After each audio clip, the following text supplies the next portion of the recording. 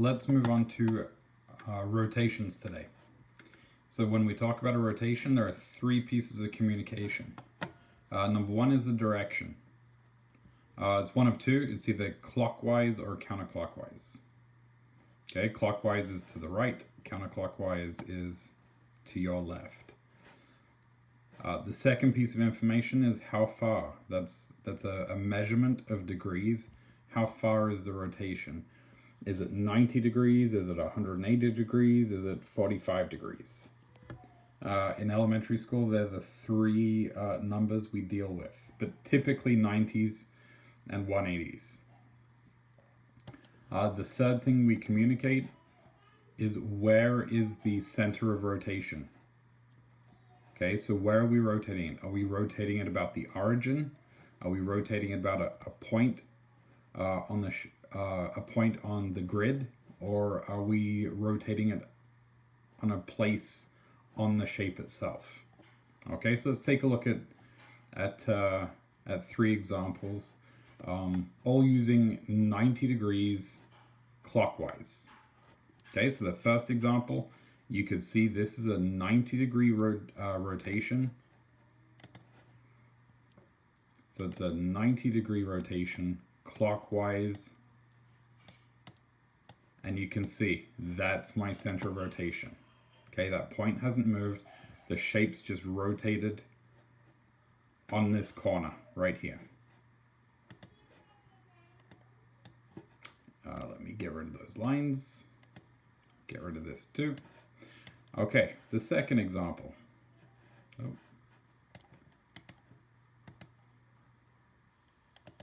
Okay, so you can see this is a 90-degree rotation clockwise about the origin. A good thing you can see the distance from the closest point.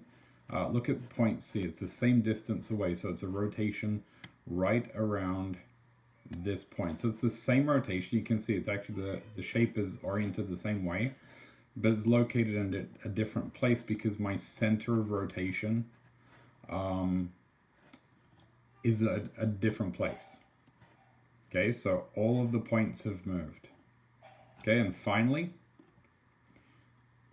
so the first example was a point on the shape.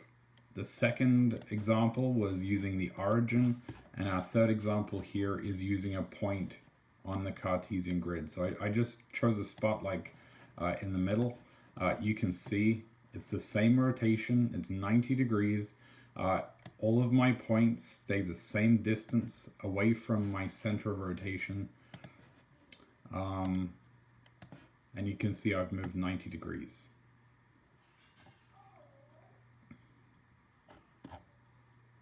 Okay. So if I was teaching this at school, and we can't simulate this unless you have grid paper. If you do have grid paper at home, you can give this a try. If not, I'll show it to you here, and I'll give you that website again to play around with. But take a look. This is how I would do it. Now, I've got shape ABC. It's a triangle. I'm going to do again. I'm going to do the same rotation. I'm going to go clockwise. It's going to be 90 degrees. And my center of rotation is the origin. And my origin is 0, 0. Okay. So take a look. This is how I would teach you how to do it. I list my coordinate pairs. So A is -7, 7. B is -7, 4, and C is -4, 4. If I'm doing a 90 degrees clockwise, the best way to do it is actually to rotate my whole page. So after I've rotated my page, that's a 90-degree rotation clockwise. All I need to do, these aren't negatives after I've rotated. I just have to remember this would always be positive, this would always be positive, that would be negative, and this would be negative. So I can actually list my new points on my rotated grid. So you can see point A would be at 7, 7, because that's not a -7. I've rotated my page. B would be at 4, 7, and C would be at 4, 4. So I'd write down those, I'd write them down, and then I'd rotate my page back. So I've written down my new coordinates, and you can see if I do a 90-degree clockwise rotation, take a look at my coordinate pairs. They're the same digits, but take a look. All of my x coordinates have switched from negative to positive. Okay, you can't just do it straight away in case you have a shape that is, let me just put a shape on here. If I've got a shape that is crossing all of these, it's not quite so simple after I do a rotation. And this only works if you're rotating about the origin. If I do it about a point, it's not going to work. But the technique of rotating my page is fine. There's also another way that I'll touch on in a second. So after I've done that, you can actually see, I think I have to unlock.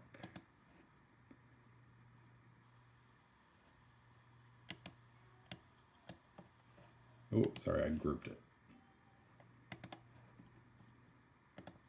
After I've turned my page, I've written my new coordinates out, I plot them on my page. Okay, so I've got 7, 7. I've got 4, 7. I've got 4, 4. Okay, that's the easy way to do it. When you go into high school, what you're going to find when you do these, you might have to rotate with degrees, like 50 degrees. So all you'd need to do is, if this is my origin, if that's my center of rotation, if I draw, that's not going to work. If I draw a line, let's use a darker color. If I draw a line from the closest point to my origin, okay, and then I take my protractor,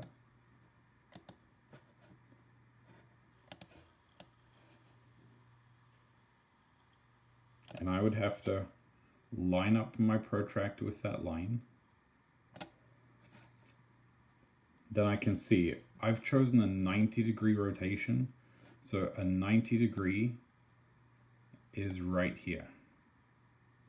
Okay, so if I'm in high school and I ask for, and I need a 50 degree, I start at the 0, 10, 20, 30, 40, 50. That's the angle I'm going to take. And all I need to do is the distance. So if I can measure the distance from C to my origin, I can do that same distance from C up to the 50. But like I said, we're just working with, we're only working with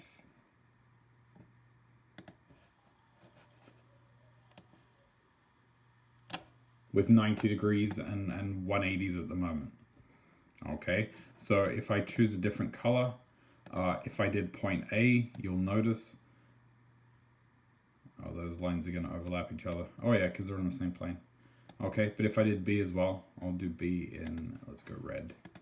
If I did B, what I'd notice, my lines look different, but I still have a 90-degree angle right here.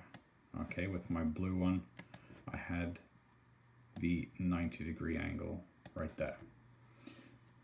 So that it gets pretty advanced, but we start out pretty simply. And you can just remember that no matter wherever my rotation happens, my new shape is gonna be the same distance from that center of rotation. Okay, so you can see C is the same distance away, B is the same distance away from from my center of rotation. And even if my center of rotation is on the shape itself, you can see C is in the same spot.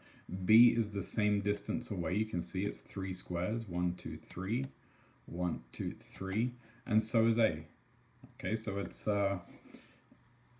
it's not too bad. So that is covering rotations. I wish you had more of an opportunity to practice pencil and paper, because I think that's actually the best way to learn it. But give a couple a try on the website and see what they look like.